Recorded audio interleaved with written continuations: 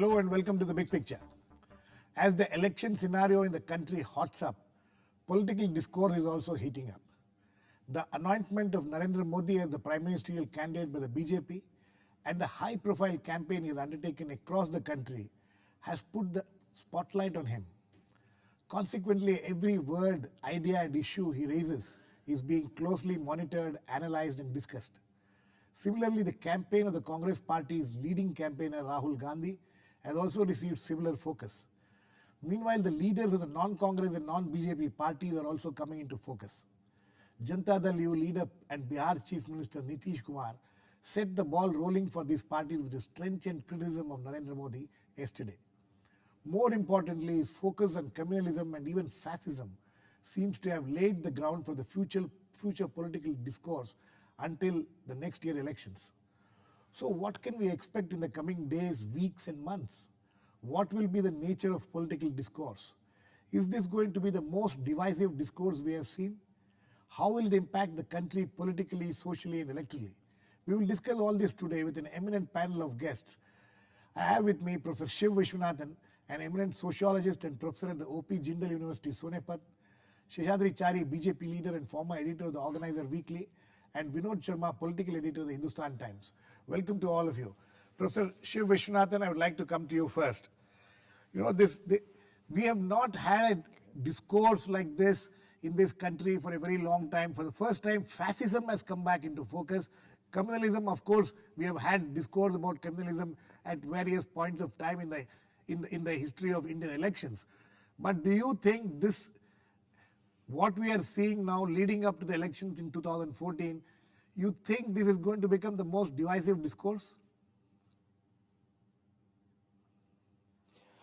I don't think so. In fact, I don't think there's a discourse. There's all kinds of rhetoric. There's all kinds of words. But to a certain extent, discourse demands a conversation. Right. Discourse demands an understanding of basic terms. And to a certain extent, what we have is a glossary of words. We don't have a discourse. So the divisiveness is not a part of the discourse. A divisiveness seems to be a part of a strategy of a certain group of politicians. But I wish there was a discourse. I wish there was a debate around nation-state, development, secularism, and I wish each of these terms were analyzed in detail. I think there is more of a discourse on TV than on political debates.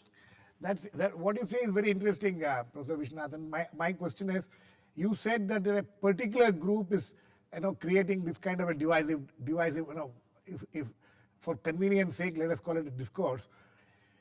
You think that, by countering it, is there the danger of falling into a trap?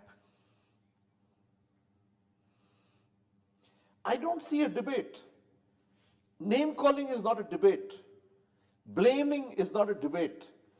I think to a certain extent, we need a framework of ideology. We need party platforms, and they have to be articulated as platforms. So there is divisiveness, but it is not a divisiveness of discourse. It's divisiveness of tactical strategies. I think we'll have to wait a bit for the discourse to mature and the argument to reach a certain collective level. Okay, that's interesting what you're saying. Seshadri Chari, do you agree with Professor Vishwanathan that none of the political parties are indulging in discourse, they are only indulging in rhetoric? No, I don't think so. I think as far as I can only speak on behalf of the BJP. Yes, please. And the BJP is determined to bring the issue of governance, corruption and the question of hunger. Even after 60 years, we are only talking of just providing a handful of people with something called half a roti. I don't think we have been able to tackle the issue of hunger and poverty, although Mrs. Indira Gandhi gave a slogan of Garibi Hatao as far back as 1971, but the Garibi has not gone. So there are major issues facing the country like price highs, hunger, terrorism, and also the question of governance, and not to speak about the mounting corruption charges against the UPA government. So much so that even the Prime Minister is likely to come under the ambit of some of the charges of corruption made against this government. I think these are the issues that the BJP is talking about. So if any political party wants to engage on these issues, I think they should come forward, and it's a most welcome sign. And we should be able to keep the discourse within this ambit and within the parameters of these issues, which are going to really dominate the political scene in the coming days. Okay. Vinod, you think what Seshadri Chari is saying is right? He says that their party is confining the discourse to governance, hunger, and all the basic issues which needs to be discussed. No, I wonder whether it's their party which is articulating these views or whether there's an individual who's articulating these views. Because for the first time, perhaps in the history of the BJP, the collective voice is not there. Not yet. Maybe as the campaign progresses, more and more leaders will come out and campaign. I agree broadly as of today that Professor Vishwanathan's analysis is correct. But may I draw his attention to the fact that the left parties are yet to enter the discourse. Right. Nitish Kumar has just about entered the discourse. And I don't think that the speech that Nitish Kumar delivered at Rajgir was mere rhetoric. I think even if it was rhetoric, it was rhetoric delivered in a very civil way. Maybe a barb here or there. But he engaged himself with Mr. Modi on his narration of history. He engaged with Mr. Modi on his rendition of Lohiaism, what Ram Manohar Lohia stood for, what JP stood for.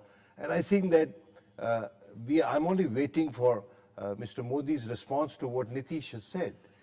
Because, if a prime ministerial candidate, when he takes the stage, I expect him to construct rather than destroy images, rather than destroy the claims of the party. That is part of the discourse. But I think the crux of the discourse, as the learned professor says, is about discussing issues in a serious manner. Right. For instance, even the discourse on foreign policy is more in the nature of rhetoric. Foreign policy is a serious business. So is, I think, investment in the social sector. We have not seen any discourse on foreign policy. No, of course, Mr. Modi said that he would like, all states to get involved in the making of foreign policy, and they should be, each state should be involved with one country to engage with. No, I don't really know what exactly he means by that. If that has to happen, then there'll have to be major changes in our constitution in terms of division of power under the constitutional scheme. No, he has not yet, articulated his views fully on that issue. And perhaps when their manifesto comes, we'll get to know more about it. And I think we would be in a better position to either agree or to render an informed critique of it. So I think that Indian polity, despite the fact that it has been in recent years very badly tainted, and it has been derided by the civil society, the Indian polity has that intellectual reservoir to rise to the occasion. I mean, that's interesting. Professor Vishwanathan, you think that do you agree with Vinod? Do you think that the Indian polity as it exists now has that intellectual ability to rise above these things and indulge in a civil political discourse? Yes, potentially. I like his optimism. I like his faith in politics. But I think what is missing is, so far, many of the serious parties, the left, the civil rights groups, have not really looked at politics seriously in electoral terms. I think trading charges is not discourse. I wish Mr. Chari were the man doing the discourse. I think Mr. Chari can provide discourse. I'm not quite sure Narendra Modi does.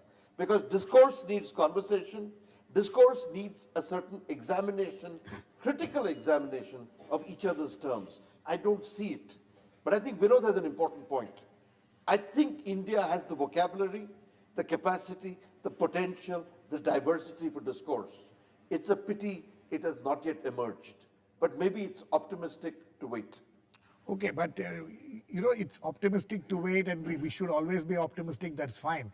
But do you think that this discourse, what has happened now about fascism and communalism, where will it take this country? Do you think this country has the capacity to discuss these issues, which are very, very controversial, very, very sensitive issues? Do you think that we will be able to discuss this and in a sober atmosphere, not create the kind of divisiveness when we discuss this? See, fascism and communalism are charged terms. What you need is a discourse on democracy, and to do that, you have to look at a whole series of terms. You have to look at nationalism, nation state, secularism, constitution. Just isolating two terms creates rhetoric, creates name calling. And what I want is a wider vocabulary, a wider set of perspectives, so the pluralistic framework which Indians are famous for emerges. Countercharges don't make a discourse. Countercharges don't make a discourse. Seshadri, Chari, do you agree with this view of Professor Vishwanathan and Vinod? You think that discussing communalism or fascism or secularism, is this something? Don't you think that these are issues which needs discussion in this country, a sober discussion in this country, not rhetoric? Yeah, I know what happens is, like the traditional pre-monsoon showers before the real rainy season begins, before every election, there are some groups, especially who owe allegiance to the left. They come up with all kinds of communalism and fascism and all that. But don't worry, we are not a fascist state. We are not a very highly communalized people. 85% of the population of this country is Hindu, and even that 15% non-Hindu population is neither communal nor fascist. So these are all words that have been picked up from history by a very large number of educated, unemployed left forces, and they keep on using these things. So after the elections, this will be over. I don't understand why suddenly this communalism, fascism has come a little too early this time. I think the right time would be sometime in December, January 2014, closer to the election. Anyway, but what is more important is there has to be a very detailed discussion on these issues. Obviously, these issues cannot be settled once and for all. For example, when we, as Mr. Vishwanathan, Professor Vishwanathan rightly puts it, we have to discuss what are the fundamentals of democracy. We have accepted democracy and we have accepted secularism as the cornerstone of our democracy. But in spite of that, in 1947 or 1950, when we adopted the constitution, the issue of secularism was discussed threadbare. Right. But all the constitution makers at that time specifically said that we need not say that we are secular because we are secular. Even otherwise, what is the need to say that we are secular? So you don't think So the basic concept about this country, this nation state, we have never been a theocratic state in the last 5, 6, 10,000 years, except for probably a very brief period of Samrat Ashok, when the Buddhist edicts were made almost a ruling edict, that too for a very minor period. So, and secularism, the word secularism was introduced in the constitution in 1975 during emergency, when democracy was at peril. And JP fought a movement for restoration of democracy. Right. So what has been in the discourse in this country has been democracy, not secularism. So you don't think secularism is an issue which needs to be seriously discussed, because you believe that we are intrinsically secular and there is no need for a debate or discourse? No, there is a need. There is a need for discussing all these issues.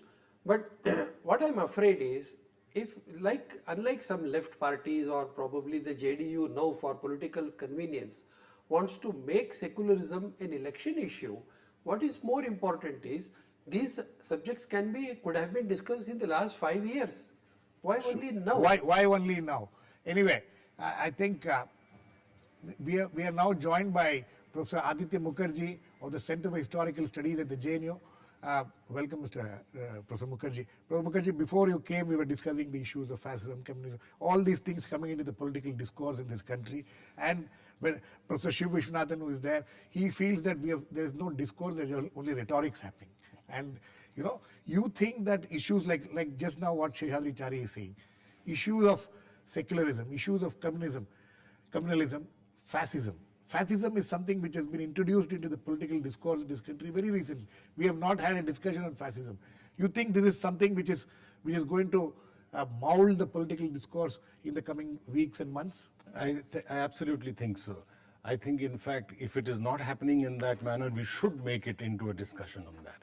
It is not an issue of governance. It is the issue of what is the nature of India that it is going to be. What is the vision of India? What is the idea of India? And it is almost, to me, the moment is somewhat like what it was after partition in the first election in 1951, where the issue was, what kind of India will we build? Will we build a replication of Pakistan here? And the first election was fought on that basis. Nehru went from, hundreds of places on the same speech. The issue was, are we going to build a secular India?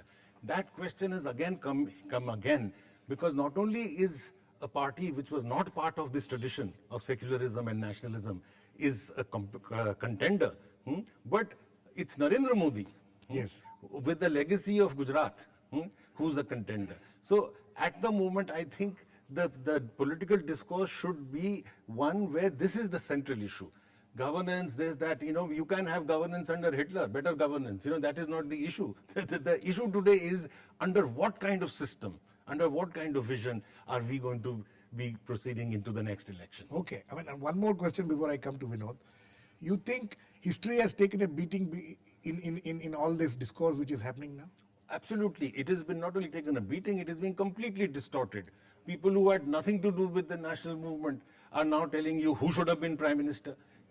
That it should not have been Patel, it should have been Nehru. People who had nothing to do with the national movement are now claiming legacy to it. They're claiming legacy to Patel, the person who puts 25,000 RSS people in jail, the person who says that he had no doubt in his mind as Deputy Prime Minister, as the Home Minister. He writes to Jawaharlal Nehru after Gandhiji's murder. He says, I have no doubt in my mind after a thorough investigation that it is Hindu Mahasabha led by Savarkar, which is responsible for the murder of the Mahatma. And the link between Savarkar and RSS and the link between Hindu Mahasabha and RSS was accepted by the British, accepted by Nathuram Godse, by Gopal Godse. All of them, Gopal Godse, Nathuram's brother, said that my brother, was a Bauddhic Kareva of the RSS. So it is these forces which are now coming and claiming the legacy of Sardar Patel. So this is complete opportunism and complete turnaround of history, if you like. And with the same fascist notion that you go on repeating a lie, and people will start believing it, that you are the successor of Patel. But I hope the fact that you're building this big statue of Patel, and I hope that in a democracy like ours, by bringing these people into the front, by bringing Gandhi in front. In fact, Modi has also tried to claim legacy of Gandhi. The BJP, when it was formed, said they are a Gandhian socialist party. Yes. The two things that the BJP think are really anathema, Gandhi and socialism, they claim allegiance to it. So, but I think by bringing them in the front, we get an opportunity like a discussion today. To discuss this today. Vinod, you think that the Congress party, which is the leading party which will have to take on these kind of discussions, now it has to lead the discussion, but do you think that it will be able to lead the discourse, political discourse in this country, now with these forces like Nitish Kumar and, as you said earlier, left parties are still to enter this discourse? You see, I'll make 3 points, and I'll cover some of the comments made by my friend Chari and also the learned professor here. You see, 3 points. Point number 1, don't mistake what has happened today by way of this assembly of people of non-Congress, non-BJP parties as a third front. Because if it gets projected as a third front, then there is a possibility of either of the two main contenders gaining, because the country hasn't had a happy experience. I view this, Girish, as a bulwark against communalism. What you have seen emerging today is the bulwark against communism. Now, why is secularism in the debate? My friend Chari will concede that if somebody calls himself a Hindu nationalist, then I, who believes that I am an Indian nationalist, has to respond. And I don't want to respond in the same religious terms. Right. I want to say that I am an Indian and I'm a nationalist Indian. Now, as a nationalist Indian, Girish, I may feel that it serves my country better to befriend Pakistan than to cock a snook at it all the while. Similarly, you know, when Mr. Narendra Modi, No, and I please, said, we are running out. no, one more last point. Yes. Similarly, Mr. Narendra Modi, when he says that Sardar Patel and not Nehru should have been Prime Minister, he is not merely slighting the legacy of Nehru, he is also slighting the legacy of Gandhi. Because the man who made the decision between his two favorite disciples was Mr. Gandhi and Mr. Mohandas Karamchand Gandhi himself. So I do not know what textbooks of history are certain leaders reading. Not I mean, Aditya we were Mukherjee. taught a different history. Not Aditya Mukherjee. No, I mean, we were taught a different history. And we really respect. I think that let us not, you see what it has happened in the subcontinent so often, that there is a collective legacy that we share in the subcontinent. But we are so happy demonizing each other's national heroes. In the same way, today, political parties are engaging with each other and trying to demonize each other's heroes. They also happen to be national heroes. It's another point that today in India itself, its legacy of freedom struggle is being mocked at. Absolutely. That's a serious issue. Absolutely. Nehru is being mocked at. It is Yes, being said if Pandit Patel had Nehru been is being mocked at. That's right. No, The that- creator of modern but, India. Professor Vishwanathan, you know, Nehru has been mocked at, Gandhi has been mocked at. We have seen this happening for several years in this country, several decades in this country, and the legacy, the legacies of these people have not got muddied in any way. But you think that that this country is ready for this kind of a discourse? You know, whether people who have to discuss, like Seshadri Chari says that secularism is not an issue which needs to be discussed. See, first, I think the discourse is already divisive. I didn't know the left had patented the national movement. The left had nothing much to do with the national movement, and the pretentious historical nonsense of historians needs to be questioned. I don't think I want Dr. Chari to say that. I think there's something more important here. If it is a pluralistic discourse, the same term has different meanings for different people. Civil society, in a way, has captured this imagination. It's up to the state to catch up. It's up to the political parties to realize the diversity of discourses. These are not textbook terms, and let's not patent them. The national movement is not a patent. It's a diverse legacy. So let's stop talking as if it's an intellectual property system. I think that's the beginning of a discussion on unity.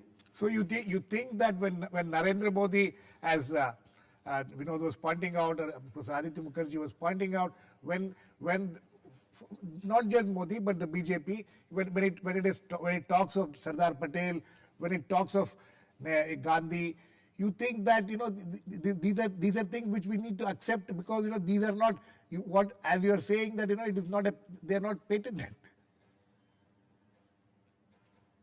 No, wait. I think, if you're going to turn Modi into the great historian of the 20th century, you're going to have a NCRT providing an industry of corrections. Aditya Mukherjee doesn't have to do it. Hundreds of historians can do it.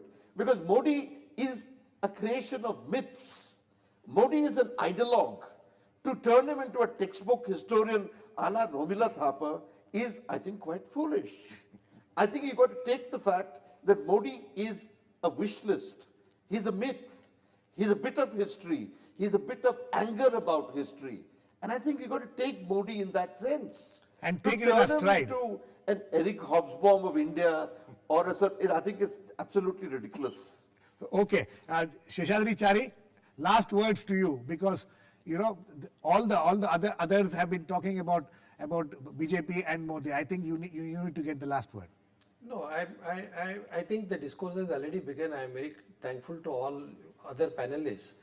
Most importantly, I would quickly mention some of the points. Yes. Number one, the BJP nor Modi is claiming that he is a historian. He is a political personality, political figure. Number one. Number two, as far as I know, Gujarat is governed under the Constitution of India. We don't have an independent governing model for Gujarat. We are only saying that the model that we have adopted in Gujarat under the provisions of these constitutions have succeeded. And we also had a prime minister in this country who ruled this country as prime minister for 6 years under the NDA government. He was also from the Bharatiya Janata Party. He also belonged to the Janasangh. Okay. Number one. Therefore, to say that these people have nothing to do with the national freedom movement is all travesty of truth. Okay. And if that is the case, which Congress leader, the younger generation of the Congress leader, was part of the national movement when they were not couldn't even have born? been. The younger leaders, So I think, the fact that they're younger couldn't have been part of the movement. I think one couldn't have been part of it. Just because I was born after 1947, it doesn't mean that I don't belong to the history of this country. Third factor is, none of the political parties, including the Congress and the left, ever thought about Sardar Patel all these days, only because Mr. Modi brought it into the public domain. They are trying to claim now suddenly they are now trying to tell us that you have no right to appropriate the legacy of Sardar Patel. The legacy of Sardar Patel. And let me say something that will please all your guests. Yes. As far as I am concerned, I hold Pandit Jawaharlal Nehru also in the highest of the esteem. His contribution towards the establishment of parliamentary democracy in this country is second to none. Therefore, let us not dispute on the fact of the legacy of these leaders. Let us come to the sorry, Mr. Chari, will complete. Chari, but that was also the USP amongst the Janasangh and BJP leaders of Mr. Vajpayee. That Mr. Vajpayee was essentially cast in a Nehruvian mold. And that is why he was inclusive and acceptable to most of us. Okay, we have completely run out of time, sorry. But on that sober note of Seshadri Chari, we are ending, and we hope that similar sober discourse, political discourse will happen in this country in the coming weeks and months. Thanks to all my guests, Professor Shiv Vishwanathan, Professor Aditya Mukherjee, Vinod Sharma and Seshadri Chari. Please keep watching. We'll come back with another issue, Big Picture, same time tomorrow.